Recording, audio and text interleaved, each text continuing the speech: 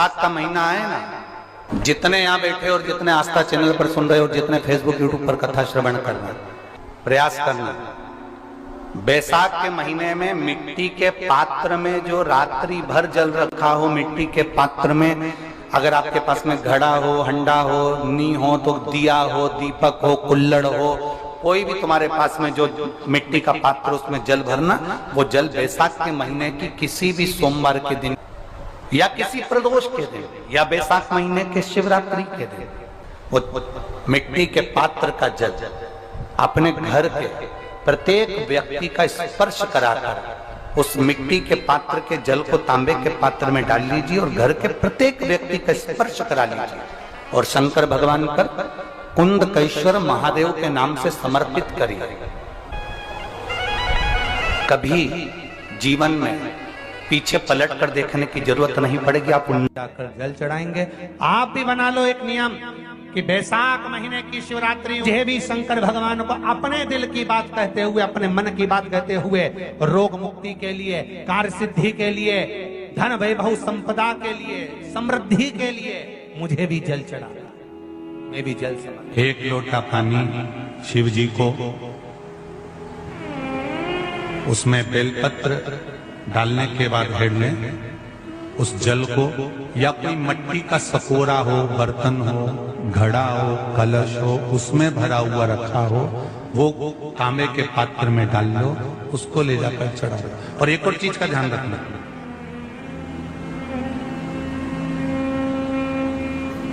अगर असाध्य रोग जैसे ऐसा रोग हो जो समाप्त नहीं हो रहा हो, कैंसर, किडनी, लीवर या किसी का डायलिसिस चल रहा हो या लीवर काम नहीं कर रहा हो या शरीर की कोई हड्डी जुड़ नहीं रही हो, तो जो जल शिव जी को लोग चढ़ा रहे हैं वो जल को आचमन कर लेना। और आचमन शंकर भगवान की छोटी बेटी अशोक सुंदरी के नाम से करना, उसका आचमन केवल अशोक सुंदरी के नाम से। और शंकर भगवान की सबसे छोटी लड़की अशोक सुंदरी नंदन वन में पैदा हुई, जन्म ली, नंदन वन में जन्म लिया। नंदन वन मतलब काशी। घर के छोटे बच्चों को भी बोलो, बड़ों को भी बोलो, बुजुर्गों को भी बोलो, चलो एक लोटा पानी चढ़ा के आते हैं, चलो। अगर कैंसर का रोग है या किडनी या लीवर या बुखार, पेट से जुड़ा हुआ, सिर से जुड़ा हुआ, कंधे से जुड़ा हुआ या घुटने से जुड़ा हुआ, या रीढ़ की हड्डी में कहीं पानी भरा गया हो या कमर झुक रही हो, कोई भी रोग उधर से लेकर शरीर के अंदर नहीं भागता है और वो बेकार हो रहा है। तो बैसाख का महीना चल रहा है राकेश देवी जी, बैसाख का महीना चल रहा है। बैसाख के महीने की शिवरात्रि के दिन, बैसाख के महीने की जो शिवरात्रि आएगी, हर महीने शिवरात्रि आती है, तो बैसाख की जो शिवरात्रि है, इस शिवरात्रि के दिन सुबह 8 बजे से लेकर 11 बजे के बीच में एक लोटा पानी, उसमें थोड़ा सा बेल का फल मिल जाए, उस फल का थोड़ा सा भाग, या तो बेल का फल का अगर छिलका मिल जाए तो उसमें पानी भरकर तांबे के लोटे में डाल लो, या बेल का फल नहीं मिले तो बेलपत्री को लेके उसमें डुबो दो और डुबो के बेलपत्री को बाहर निकाल दो। वो पानी भगवान शंकर को शिवरात्रि के दिन, बैसाख महीने की जो शिवरात्रि है, बैसाख के महीने में प्रत्येक महीने शिवरात्रि आती है, बैसाख के महीने की शिवरात्रि के दिन सुबह 8 बजे से लेकर 11 बजे के बीच में शंकर भगवान को अपना रोग और बीमारी का बोलकर शंकर भगवान को जल समर्पित कर जाओ। बाबा पर विश्वास रखकर चढ़ाना, धीरे धीरे ठीक हो जाओ। शिव के भगवान शिव की सुबह के समय जाकर, और अगर बेलपत्री का पानी नहीं मिले तो मिट्टी के पात्र का पानी, आपको कथा में कहा है, मिट्टी के पात्र का पानी वो भी शंकर भगवान को समर्पित कर सकते। जल बैसाख के महीने में शंकर पर शीतल जल समर्पित कर देने से शरीर के रोग समाप्त हो जाते हैं, वो रोग टिकता नहीं। शीतल और अगर शीतल जल का दर्शन करना हो तो कभी महाकालेश्वर अभियाल, कभी आप लोग लाइव दर्शन करते हो महाकाल के, तो महाकाल के दर्शन करेंगे तो बैसाख महीने में 5-5 घड़े मिट्टी के महाकाल राजा के ऊपर बांध दिए जाते हैं जल चढ़ाने के लिए। कभी आप लोग चकलेश्वर महादेव जाए मथुरा वृंदावन में गिरिराज जी की परिक्रमा, चकलेश्वर महादेव पे 5-5 मिट्टी के घड़े शिव जी के ऊपर बांध दिए जाते हैं। कभी काशी जाएं तो वहां पर मिट्टी का घड़ा शिव जी के ऊपर रख दिया जाता है। क्यों? क्योंकि वो मिट्टी के पात्र का जल जब बैसाख के महीने में शिव पर गिरता है तो जो उस जल को समर्पित करता है वो रोग से मुक्त हो जाता है, बड़ी बीमारी में घिरता नहीं। जयंत ब्राह्मण के मुख से श्रवण कर लिया था कि बैसाख महीने में अगर शिवरात्रि पड़े और उस शिवरात्रि पर एक कलश का पात्र, लोटा तांबे का या मिट्टी में रखा हुआ जल पात्र में लेकर एक बेलपत्र का छोटा सा भाग उसमें छुआया हुआ, और फिर निवेदन कर रहा हूं अगर बेलपत्र उस दिन नहीं मिले तो पात्र लेकर चले जाना मंदिर में। मंदिर में शंकर जी पे तो बेलपत्र चढ़ी होगी ना, अरे बोलो तो जरा, चढ़ी होगी ना। उसी बेलपत्र को धोकर फिर जल के पात्र में उसको छुआकर फिर शंकर भगवान को भावों से, दिल से जो चाहते हो, धन वैभव संपदा सत्ता या रोग से मुक्ति, चाहे उदर से जुड़ी हो। हाँ, एक चीज का ध्यान करना, अगर संपदा के लिए, विवाह के लिए या विद्या के लिए या अन्य चीजों के लिए आप शिव जी को जल चढ़ा रहे हो तो उसके जल को उठाकर नहीं लाना है। और अगर रोग के लिए जल चढ़ा रहे हो कि मुझे ये तकलीफ है, घर में ये बीमारी चल रही है या रोग चल रहा है या किडनी का या लीवर का या कैंसर का या ब्लड प्रेशर का, तो जो जल तुमने समर्पित करा उसको लेकर आकर आचमन भी करना। कौन से दिन? जम के बोलो जरा। शिवरात्रि।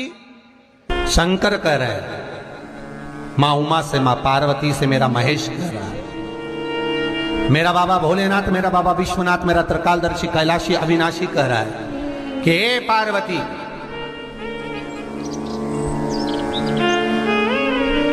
एक बीला, एक बेल जो मुझे समर्पित करता है और समर्पित करने के बाद उस बेल की महत्वता देखिए, जो बैसाख महीने में बाबा शंकर को जो चढ़ाया जाता है और 1000 अश्वमेध यज्ञ का पुण्य फल हम प्राप्त कर लेते हैं मात्र एक फल चढ़ाकर, मात्र एक फल चढ़ाकर। हे पार्वती,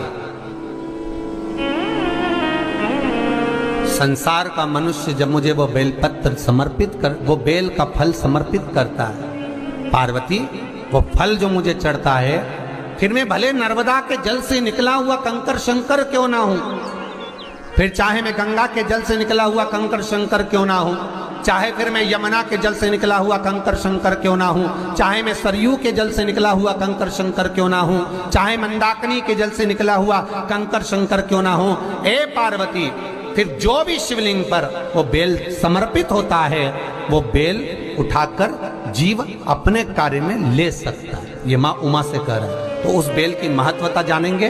अब अपन उस बेल को जानने के लिए वापिस स्कंद पुराण में चले तो स्कंद पुराण में लिखा हुआ है कि जो बेल बैसाख के महीने में शंकर को चढ़ाया जाता है वो बेल का फल उठाकर रख लिया जाता है। बैसाख के महीने में उस चढ़े हुए, बाकी के आपको बेल का फल खाना हो तो बात दूसरी, पर चढ़ा हुआ जो बेल का फल है वो पूरा बैसाख नहीं खाना। बैसाख के बाद में अगला जो महीना आए उस महीने के अंदर उस फल के अंदर का गुर्दा निकालकर उसको सुखा लीजिए और सुखाकर जिस व्यक्ति को पत्थरी की बीमारी हो और जिस व्यक्ति को पेट में बहुत भोजन पचता ही नहीं है, पूरा शरीर पाचन क्रिया बेकार हो गई, उस व्यक्ति को केवल 7 दिन तक शंकर पर चढ़ा हुआ वो बेलपत्र प्रदान कर दीजिए। पत्थरी भी बाहर और पाचन क्रिया भी ठीक, जिंदगी भर तकलीफ नहीं। उस बैसाख में उस फल की इतनी महत्वता बाबा भोलेनाथ स्कंद पुराण, लिंग पुराण, नर्मदा पुराण, पद्म पुराण के अंतर्गत, शिव महापुराण के अंतर्गत वर्णन कर उसकी महत्वता है।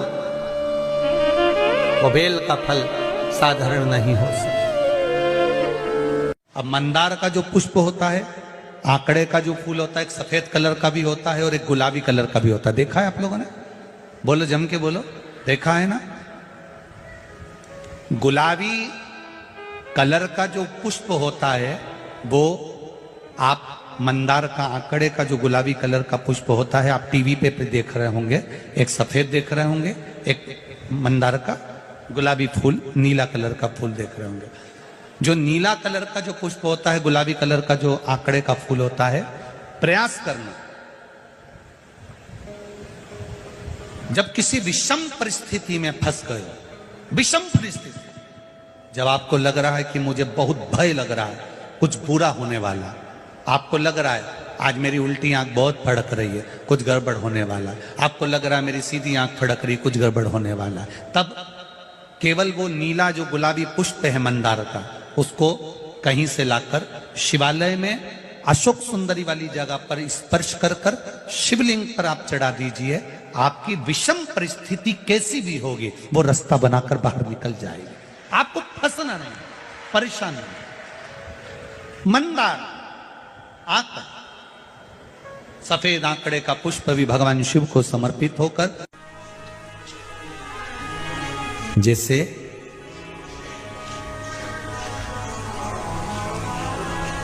बेले के फल का गुर्दा, बेल का जो फल होता है, बेलपत्री का फल, उसका जैसे गुर्दा, उसके अंदर का जो भाग होता है बेल का, वो गुर्दा,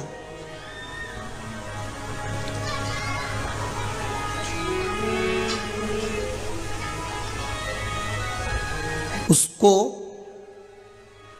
अग्नि में जलाकर उसकी भस्म तैयार कर कर छान कर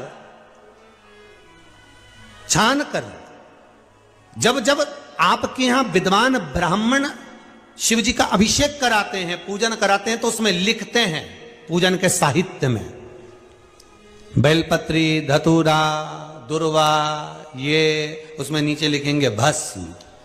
लिखते कि नहीं लिखते? लिखते हैं ना, भस्म अभिषेक में चाहिए रहती है। तब उस भस्म का थोड़ा सा भी भाग आप अगर शिव को समर्पित कर रहे हो तो ये जान लें कि शंकर मनवांछित फल प्रदान कर रहे हैं। शिव फल प्रदान कर रहे हैं।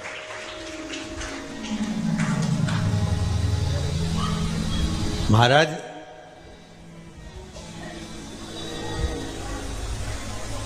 बेलपत्री के वृक्ष के नीचे बैठकर हाथ में एक बेलपत्र का पत्ता रखकर आप पंचाक्षर मंत्र नमः शिवाय, ओम नमः शिवाय या श्री शिवाय नमस्तुभ्यम या महामृत्युंजय मंत्र का स्मरण कर रहे हो, पर डंडी का भाग अपनी ओर, बेलपत्र की बीच वाली पत्ती का भाग बीच वाली उंगली की ओर रखकर अगर आप स्मरण कर रहे हैं और अपनी कामना कर कर बेलपत्री के वृक्ष के नीचे बैठकर उस पत्ते को सम्मुख रखकर बाबा से विनय कर कर एकांत में उस बेलपत्री के वृक्ष की छांव में, बेलपत्री के वृक्ष की छांव आप कामना कर कर उस पत्ते को शंकर भगवान के ऊपर समर्पित कर रहे हैं, तो ये जान कर रखें कि पार्वती और शिव का मिलन करवा रहे हैं और अपनी मनवांछित फल कामना पूर्ण करवा रहे हैं। क्योंकि शिव और पार्वती का जब मिलन होता है, शंकर पार्वती जब एक दूसरे के सम्मुख में होते हैं, शिव और पार्वती जब एक दूसरे के सामने अपने बच्चों के कारण एक दूसरे के सम्मुख में आते हैं, तो उनके चेहरे पर प्रसन्नता का भाव आ जाता। फल, मनवांचित फल की कामना आप जिस कामना के लिए कर रहे हैं, विवाह के लिए, नौकरी के लिए, सर्विस के लिए, व्यापार के लिए, रोग मुक्ति के लिए, आप जिस कामना से कर रहे हैं, ईश्वर महादेव, जो व्यक्ति पथभ्रष्ट हो जाए, जैसे मदिरा के नशे में पड़ गया, कहीं जुए में पड़ गया, कहीं मांसाहार में पड़ गया, कहीं व्यसन में पड़ गया, कहीं गलत काम में अगर कोई जा रहा है, तो श्रंभेश्वर महादेव के नाम से काली तिल भगवान शिव को समर्पित करी जाती है। महाराज काली तिल को वापस उठाकर ले आते हैं, उसी काली तिल को जो मदिरा का नशा करने वाला होता है या जो गलत व्यसन में डूबा हुआ होता है, उसको वो सुबह के समय अगर नहीं खाता तो भोजन के साथ उसको दिया जाए। श्रंभेश्वर महादेव, एक बेलपत्री का भी बहुत अच्छा प्रयोग है श्रंभेश्वर महादेव का। मदिरा पीने वालों के लिए, मांसाहार, व्यसन में, जुए में, वेश्यावृत्ति में, पर नारी में, गलत जगह पर जो डूबे रहते हैं उनके लिए। पहले की कथा में उसका वर्णन किया है बेलपत्री का। श्रम्भेश्वर महादेव, एक बार सब बोलेंगे, कौन से महादेव? श्रम्भेश्वर महादेव। फिर जम के बोल लो एक बार, श्रम्भेश्वर महादेव। जब हमारे घर में क्रोध बढ़ता है या कोई गलत कार्य में जाने लगता है तो श्रम्भेश्वर महादेव का हमें शरणागति लेना चाहिए, श्रम्भेश्वर महादेव का पूजन करना चालू कर देना चाहिए। कई लोग कहते हैं महाराज जी ये श्रम्भेश्वर महादेव का मंदिर कहाँ मिलेगा, हम कहाँ पूजन करने जाए? कहीं नहीं जाना, तुम्हारे घर के पास में जो शंकर जी का मंदिर है वहीं जाओ, उसी देवालय में, उसी मंदिर में जाओ, श्रम्भेश्वर महादेव के नाम से जल चढ़ाना प्रारंभ करेंगे। वो जल जो गलत संगत में पड़ा हुआ है उसका आचमन कराना प्रारंभ करेंगे, अपने आप उसकी धीरे धीरे बुद्धि सुधरना प्रारंभ हो जाएगी। ऐसा श्रम्भेश्वर महादेव का है। साथ की शिवरात्रि आ रही है, छोड़ना मती, बेलपत्री का पत्ता जल में डालकर भले पत्ते को निकाल देना, और वो जल, जो रोग है, जो बीमारी है, संपदा नहीं आ रही हो, दुकान नहीं चल रही हो, व्यापार नहीं चल रहा हो, बच्चे चिड़चिड़े हो गए हो, क्रोध पड़ रहा हो, तो भी बाबा पर घर के प्रत्येक व्यक्ति एक लोटा जल जरूर चढ़ा के आना, शिव को नमन कर कर आना, ये मौका नहीं मिलता। कि बैसाख महीने की शिवरात्रि यह भी शंकर भगवान को अपने दिल की बात कहते हुए, अपने मन की बात कहते हुए, रोग मुक्ति के लिए, कार्य सिद्धि के लिए, धन वैभव संपदा के लिए, समृद्धि के लिए मुझे भी जल चढ़ा, मैं भी जल समर्पित। एक लोटा पानी शिव जी को, उसमें बेलपत्र डालने के बाद हेड में उस जल को, या कोई मिट्टी का सकोरा हो, बर्तन हो, घड़ा हो, कलश हो, उसमें भरा हुआ रखा हो, वो तांबे के पात्र में डाल लो, उसको ले जाकर चढ़ा दो। और एक और चीज का ध्यान रखना,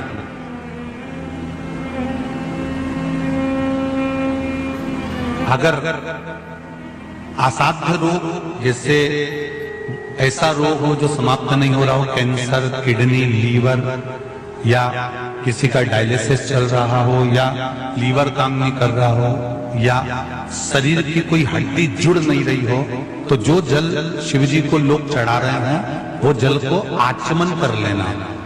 और आचमन शंकर भगवान की छोटी बेटी अशोक सुंदरी के नाम से करना, उसका आचमन केवल अशोक सुंदरी के नाम से। और शंकर भगवान की सबसे छोटी लड़की अशोक सुंदरी नंदन मन में पैदा हुई, जन्म नंदन मन में जन्म। नंदन मन मतलब काशी। घर के छोटे बच्चों को भी बोलो, बड़ों को भी बोलो, बुजुर्गों को भी बोलो, चलो एक लोटा पानी चढ़ा के आते हैं, चलो। अगर कैंसर का रोग है, या किडनी, या लीवर, या बुखार, पेट से जुड़ा हुआ, सिर से जुड़ा हुआ, कंधे से जुड़ा हुआ, या घुटने से जुड़ा हुआ, या रीढ़ की हड्डी में कहीं पानी भरा गया हो, या कमर झुक रही हो, कोई भी रोग उधर से लेकर शरीर के अंदर नहीं भागता है और वो बेकार हो, तो बैसाख का महीना चल रहा है राकेश देवी जी, बैसाख का महीना चल रहा है। बैसाख के महीने की शिवरात्रि के दिन, बैसाख के महीने की जो शिवरात्रि आई है, हर महीने शिवरात्रि आती है, तो बैसाख की जो शिवरात्रि है, इस शिवरात्रि के दिन सुबह 8 बजे से लेकर 11 बजे के बीच में एक लोटा पानी, उसमें थोड़ा सा बेल का फल मिल जाए, उस फल का थोड़ा सा भाग, या तो बेल का फल का अगर छिलका मिल जाए तो उसमें पानी भरकर तांबे के लोटे में डाल लो, या बेल का फल नहीं मिले तो बेलपत्री को लेके उसमें डुबो दो और डुबो के बेलपत्री को बाहर निकाल दो। वो पानी भगवान शंकर को शिवरात्रि के दिन, बैसाख महीने की जो शिवरात्रि है, बैसाख के महीने में प्रत्येक महीने शिवरात्रि आती है, बैसाख के महीने की शिवरात्रि के दिन सुबह 8 बजे से लेकर 11 बजे के बीच में शंकर भगवान को अपना रोग और बीमारी, शंकर भगवान को जल समर्पित कर बाबा पर विश्वास रखकर चढ़ाना, धीरे धीरे ठीक हो जाएगा। शिव से भगवान शिव की सुबह के समय जाकर, और अगर बेलपत्री का पानी नहीं मिले तो मिट्टी के पात्र का पानी, आपको कथा में कहा मिट्टी के पात्र का पानी वो भी शंकर भगवान को समर्पित कर सकते। जल बैसाख के महीने में शंकर पर शीतल जल समर्पित कर देने से शरीर के रोग समाप्त हो जाते हैं, वो रोग दिखता नहीं। शीतल और अगर शीतल जल का दर्शन करना हो तो कभी महाकालेश्वर अभियान कभी आप लोग लाइव दर्शन करते हो महाकाल के, तो महाकाल के दर्शन करेंगे तो बैसाख महीने में 5-5 घड़े मिट्टी के महाकाल राजा के ऊपर मान दिए जाते हैं जल चढ़ाने के लिए। कभी आप लोग चकलेश्वर महादेव जाए मथुरा वृंदावन में गिरिराज की परिक्रमा, चकलेश्वर महादेव पे 5-5 मिट्टी के घड़े शिव जी के ऊपर बांध दिए जाते हैं। कभी काशी जाए तो वहां पर मिट्टी का घड़ा शिव जी के ऊपर रख दिया जाता है। क्यों? क्योंकि वो मिट्टी के पात्र का जल जब बैसाख के महीने में शिव पर गिरता है तो जो उस जल को समर्पित करता है वो रोग से मुक्त हो जाता है, बड़ी बीमारी में घिरता नहीं। बैसाख के महीने में सत्तू जरूर खाओ, और सत्तू चाइना से नहीं आएगा, इंडिया में बनेगा। श्रीमद् महापुराण की कथा कहती है कि शंकर भगवान के शिवलिंग से लेकर जलाधारी में कुछ स्थान ऐसे हैं वहां पर हमारा मात्र स्पर्श कर अपने दिल की बात कह देने पर भी कार्य सफल हो जाता है। तुम जल चढ़ाओ मत चढ़ाओ, तुम बेलपत्र चढ़ाओ मत चढ़ाओ, तुम धतूरा चढ़ाओ मत चढ़ाओ, पर दिल से अगर तुमने कहा तो उसका फल मिलेगा। सत्तू 12 महीने खाओ मत खाओ। कौन सा महीना? बैसाख के महीने में सत्तू जरूर खाओ, और सत्तू चाइना से नहीं आएगा, इंडिया में बनेगा और बना भारत में ही। मरने का 47वां दिन, जब मरेंगे तब गरुड़ पुराण बचेगी, पहले ही सुन लो। और जिसके पास में गरुड़ पुराण नहीं हो तो पंडित जी से मंगवा कर फिर पढ़ के देख लेना। मरने के 47वें दिन 47 डेज 47वें दिन किस चीज का दान तुम्हारे सामने आता है? मरने के 47वें दिन। 10 दिन तक तो जीवात्मा घर की अटारी फिरती, मरने के बाद 12वें के दिन चली जाती है। उसके बाद में जब 47वां दिन आता है तो 47वें दिन जीवात्मा को क्या दान करा जाता है? व्यक्ति ने क्या पुण्य करा होता है कि उसको नरक नहीं भोगना पड़ता, बेतरणी नहीं भोगना पड़ती, और सीधे बेतरणी से पार उतर जाता है। वो किस चीज का दान है? तो कहा शिव महापुराण में, गरुड़ पुराण में, कि वो सत्तू का दान है जो बैसाख महीने में करा जाता है। सत्तू का दान 3 चीजों से मिलकर बनता है। जौ, बोलते जाओ जल्दी, गेहूं, चना, ये 3 चीज से मिलकर बनता है। इसमें जो बारीक बारीक कण होते हैं, जितने जितने 3 चीज के मिले हुए बारीक बारीक कण होते हैं, ये जब दान किया जाता है सत्तू का, तब ये बेतरणी करने के लिए 46वें दिन इस जीवात्मा ने अगर सत्तू का दान करा होता है या सत्तू का सेवन बैसाख के महीने में करा होता है तो उसको बेतरणी नहीं भोगना पड़ती, डायरेक्ट सीधे रतलाम उज्जैन से डायरेक्ट। मैंने भी तो ये पूछा किस किस क्या बनता है, मैं अभी थोड़ी ना कि अभी बन गया। बैसाख में बनता तो होगा। पहले गांव के लोग तीरथ करने जाते थे, गांव का लोग जब तीरथ करने जाता था कोई सामान नहीं ले जाता, सत्तू बांधी पोटली में धरा यूं और पानी में घोलिया और नमक डालिया या शक्कर या गुड़ घोल के और पी के वही चले। आज के अब जब सैनिक युद्ध करने जाता है, थक जाता है, बहुत थकान हो जाती है, जब उससे देखा जाता है तो सैनिक का जो कमांडर होता है वो सत्तू मंगवाता है और गिलास में घोल घोल कर पूरी सेना को पिलवाकर फिर युद्ध में उतार देता है। फिर युद्ध में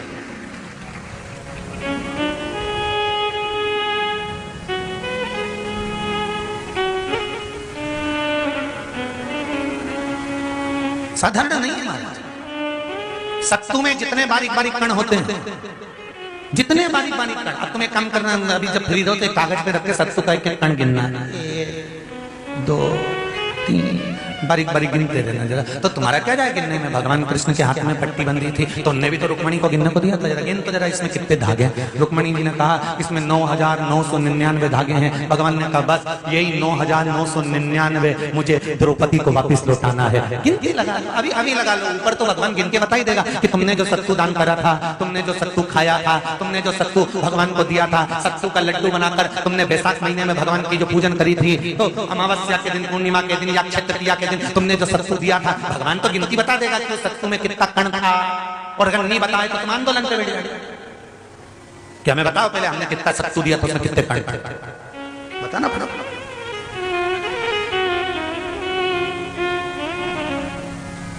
एक शिव की आराधना में चांगुना ने एक लोटा जल भरा, उसमें थोड़ा सा चंदन डालकर बेलपत्री के वृक्ष के नीचे ले जाकर डाल देती, थोड़ा सा जल बचाकर शिव जी को डाल देती। शंकर भगवान ने एक दिन चांगुना के सामने मन में विचार प्रकट करा और पार्वती जी से कहा, पार्वती एक बात समझ में नहीं आती, आधा जल ये बेलपत्री को देती है, आधा जल मुझे देती है। जब आधा जल मुझे देती है तो मुझे बड़ा गुस्सा आता है, क्योंकि बच्चे और बूढ़े ये दोनों एक समान हैं।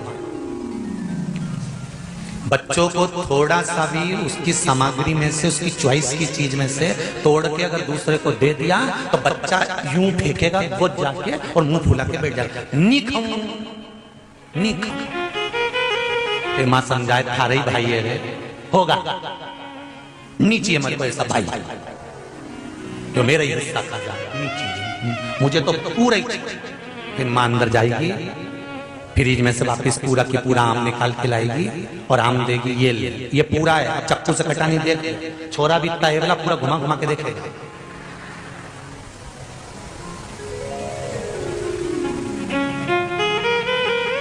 पूरा देख लिया तब बच्चा ऐसे ही बुजुर्ग व्यक्ति होता है, बूढ़ा, पति को भोजन दिया तो उसमें चटनी रख दी, जीरा मन रख दिया, पापड़ सेक के रख दिया, और बुढ़ा व्यक्ति जब भोजन करा तो उसमें कहीं नहीं, तो बूढ़े की निगाह में तो आ ही जाता है कि बताओ अपनी तो वैल्यू घस गई। तो बच्चे के मन में और बुजुर्ग के मन में आ जाता है, बच्चा और बूढ़ा एक साथ। भगवान ने कहा ये आधा जल कहां ढोल के आती है? पार्वती जी ने कहा उसके संतान नहीं है, इसलिए वो बेलपत्री की भी आराधना करती है और आपकी भी आराधना करती है। ठीक है,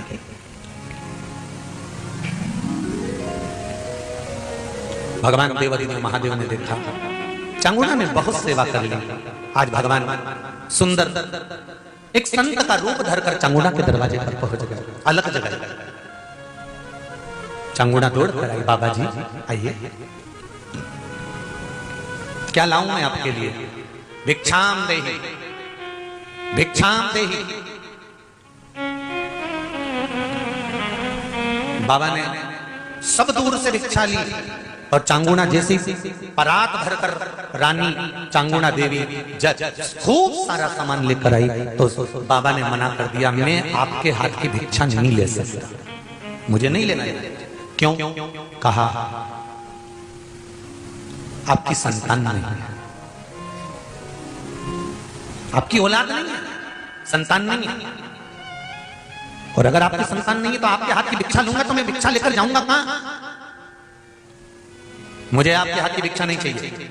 इतने में चांगुना ने उस संत के चरण पकड़े और संत के चरण पकड़कर चांगुना कहने लगी, देखिए बाबा जी, जन्म मरण और परण ये तो तीन देवादिदेव महादेव के हाथ में है, संतान देना और ना देना ये शिव जी के हाथ में है, शंकर के हाथ।